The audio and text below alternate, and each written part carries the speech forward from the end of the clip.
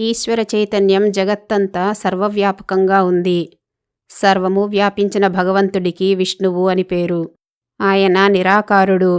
రూపమే లేని సర్వాంతర్యామిని సర్వత్రా దర్శించలేం కనుక మన సాధనలో భాగంగా ఒక రూపంతోటి ఆరాధిస్తాము. విష్ణు భక్తులు ప్రకృతి, జీవుడు, పరమాత్మకి సంబంధించిన ఆధ్యాత్మిక రహస్యాలతో విష్ణువుకి రూపాన్ని ఏర్పరిచారు. ఇప్పుడు మనం చూస్తున్న ఈ రూపంలో విష్ణువు చేతిలో ఉన్న శంఖం పేరు పాంచజన్యం, అంటే పంచభూతాలతో జనించినది అని అర్థం. మనం పంచభూతాలతో తయారైన శరీరం ధరించి భూమి మీదకు వచ్చాము. అదే ఈ శంఖం ద్వారా చూపించారు. భూమి మీదకి వచ్చిన క్షణం నుండి మన ఆయుర్దాయం తగ్గిపోతోంది. ఈ ఆయువు తీరేలోపు మనం చేయాల్సింది సుదర్శనం. సుదర్శనం అంటే మంచి దర్శనం. ఆత్మదర్శనం కంటే మంచి దర్శనం మన జీవితంలో ఇంకేమీ లేదు. అది చక్రం ద్వారా చూపించారు. స్వామి చేతిలో గద ఉంది. ఈ గద అనేది శత్రు సంహారానికి ఉపయోగిస్తాము. పరమాత్మకి శత్రువులెవరూ ఉండరు. మనకి కంటికి కనపడని శత్రువు త్రిగుణాత్మకమైన మాయ, అంటే అజ్ఞానం. ఈ అజ్ఞానం పోవాలంటే జ్ఞానం అనే ఆయుధం కావాలి. అదే గద అనే ఆయుధం ద్వారా చెప్పారు. కమల పుష్పం అనేది శాశ్వతత్వానికి ప్రతీక. జ్ఞానాన్ని ఆర్జించడం ద్వారా కర్మలు బంధం కాకుండా చూసుకుంటూ సాధనతో శాశ్వతత్వాన్ని పొందాలి.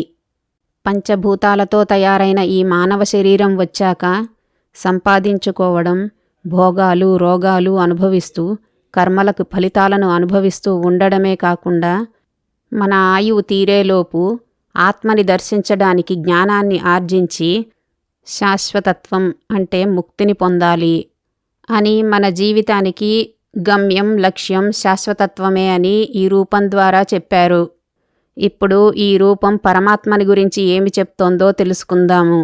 ఇక్కడ నీలిరంగు అంటే బ్లూ కలర్ పరమాత్మ లేదా విష్ణువు యొక్క అనంతత్వాన్ని, కిరీటం ఆయన అందరికీ ప్రభువు అని, సుదర్శన చక్రం కాలం ఆయన అధీనంలో ఉందని, ఆయన కాలానికి అతీతంగా ఉన్నాడని, గద ఆయన సర్వశక్తిమంతుడని, కమలపుష్పం ఆయన శాశ్వతుడని చెప్తున్నాయి.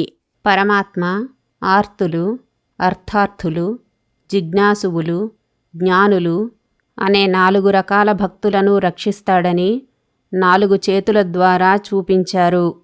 ఆర్తులు అంటే ఆపదలలో ఉన్నవారు. అర్థార్థులు అంటే ధనమును, సంపదను కోరుకునేవారు.